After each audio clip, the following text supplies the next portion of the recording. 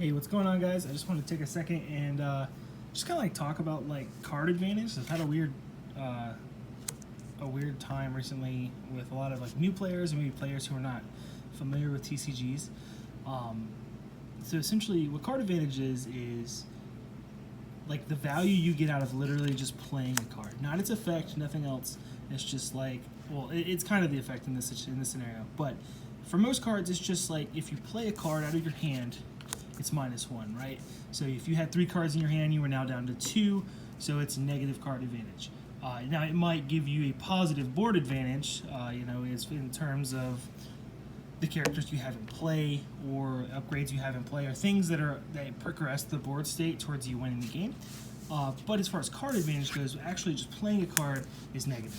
So we're going to look at draw power in the way it kind of affects that in Transformers. So Pep Talk.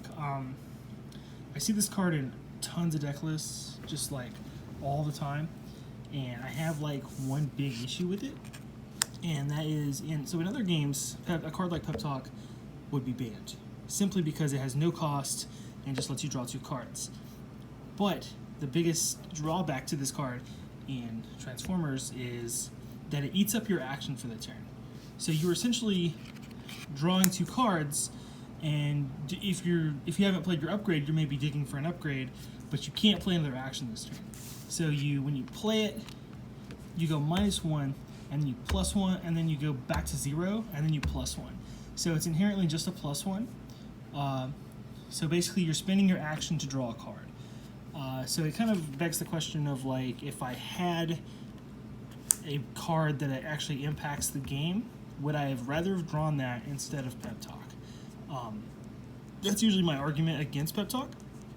So there are some other situations that I see Pep Talk being used that it's actually I think it's kind of worse. So a lot of people are playing Pep Talk with Brainstorm. So when you play Brainstorm, you go -1, and you play Pep Talk, you go -2, but then Pep Talk says draw 2 cards, so you go to 0. So this is a 2-card combo that puts you at 0 card advantage. It doesn't push the board state, it doesn't actually do anything, and it just lets you play an action. So some might say, well, you just filtered 2 cards out of your hand, and so now you have but you still have your action left. So I'm kind of confused as like, why is that still good? Because you could have just skipped this, played 1 good action, and still had a handful of good cards because you're not running 6 bad cards in your deck.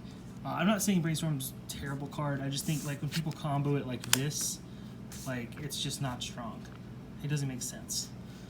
You're basically just saying, hey, get this out of my way so I can play good cards. So moving on from that, I think Pep Talk is pretty decent in terms of card advantage. I just have like a weird relationship with the card. Moving forward, so Inspiring Leadership compared to Pep Talk is worse, right? So in theory, it's a 0, right? Because you draw 3. Well, you play it, so you go to -1. Then you draw 3, go to +2, and then you discard 2, so you go back to 0. So it's purely filtration. So yet again, you have to ask yourself, why am I playing this over a card that I actually want to play? Yeah, it lets you filter through, but it takes up your action, so you can't really filter for an action. You have to be filtering for an upgrade. Now, you could use Brainstorm and then filter for an action, but now you're going -1. You're giving up a card to filter for a good card, when yet again, you could just be playing 2 good cards. A Universal Network Access is the reason it's a star card, in my opinion, is just simply because it breaks this cycle, right? So essentially, I Brainstorm, I go -1. I Universal Network Access, I go -2, but then I draw 3, so I go to +1. So essentially, it allows you to, when you play this combo, you now have more cards than you started with, which is beneficial card advantage, and most likely, yeah, you still have an action you can play as well. So this combo makes a lot more sense. It's way more viable. Granted, being a star card cost is kind of difficult to get around. So that's most of the blue ones. I'm not saying I have every card pulled out here. I just have a bunch of them pulled out. So moving forward. So the orange ones. So let's look at the worst draw card in the game. So Testify, I would argue, is the worst draw spell or action in this game, simply just because you give your opponent options, right? So you're spending your action. You're spending your action so that your opponent can have more resources on their turn. Whenever you could have played an action that helped you during your turn, you instead played one that helped them during their next turn, and you just get to hold your 2 new cards, assuming they're actions. Now, granted, it's good in the sense of like you can do the system reboot shockwave combo later. You couldn't do this turn without a brainstorm, but yet again, like you're gonna end up. It kind of falls into the same scenario where you're drawing cards, but it's not really worth it, I don't think, because I would rather just play like Disruptive Entrance or something to kind of like knock cards out of their hand instead of feeling their hand, just so I can get one big play. All right, moving to a few of these like orange ones. Hard to look at Testify, but we're looking at like the better orange ones. So Incoming Transmission. So draw 2 cards and put a card from your hand on top of your deck. So inherently it's a 0, right? So because you play a card, go to -1, you draw 2, go to +1, then you have to put a card on top, so you end up going 0.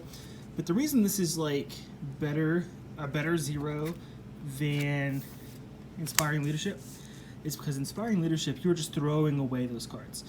Incoming Transmission is just much better aggressively because I could take a white pip and put it on top and guarantee that I'm going to hit that critical and flip more cards. Or I could just simply put another orange pip on top and make sure I get that. I make sure I get that extra hit, that I don't flip a blank or I don't flip a blue or whatever. It just depends on your build. I just think it's just a way better 0, and obviously it only works on offense because you're about to flip the card you put up there, so it doesn't matter. But I think ultimately it's better. Plus it triggers Mining Pick and all that kind of stuff. So I think it's a good trick, especially with all the double orange pips that people are running. All right, so we're gonna look at Swindled and Confidence now.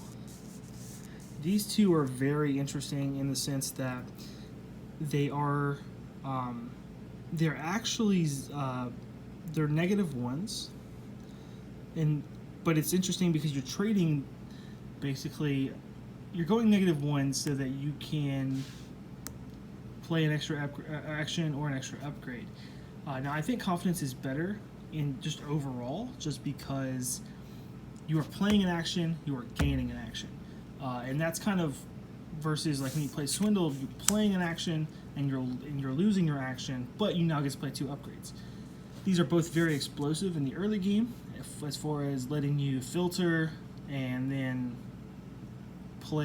still have your 2 cards per turn, so you don't lose economy in the early game when you need it the most. But these cards are really, really rough.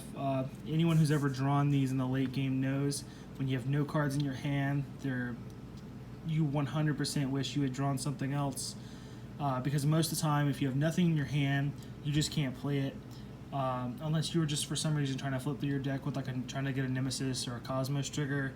Like I said, very rare situations. But if you have 1 card in your hand, they become way better, especially because if it's an action and you have Confidence, you can play Confidence, filter to another action that maybe sits the board state better, and then you can play this and then immediately play that action. Swindled, I think, is a little bit worse in that sense, in the fact that if you're down to 1 card, you probably still have your upgrade available for the turn, so this extra effect is kind of wasted. But I think they're both decent depending on the deck you're playing. I definitely think Confidence is better than Brainstorm, just in general. It is a minus, but so is Brainstorm, so they're basically the same thing. The only difference is you get a built-in filter. Now, I have noticed that the most of the white draw power in this game is variable. If you look at, like, I don't have Work Overtime, or I do have it, it's just not out here. So, Work Overtime, essentially, you draw up to 4. I think that's one of my favorites. I just love that card, because there's some times when it literally is +3, and it feels fantastic. It's just a great card. And it's got a white pip, which is great for fighting. So Backup Plan. Sometimes this is literally just a universal network access in the late game. In the early game, it sometimes works just like a 0. It turns into a 0. You're just trading your hand full of handheld blasters for some things you actually can use. So I think it's good in that sense, but I don't think it's any better than Inspiring Leadership, with the exception of the fact that it does get better as the game goes on. So Equipment Enthusiast is also a variable. I think it's way harder to pull off. Any card that requires another card is just worse in the sense of, so yes, there are situations where this can be very explosive, especially with like things like extra padding that are allowing you kind of like to dump a bunch of them into play. But ultimately, I think any card that requires another condition to get an effect that you could get off of, say, just like a regular pep talk or something, is just worse. It has a white pip, which is cool. I like white pips.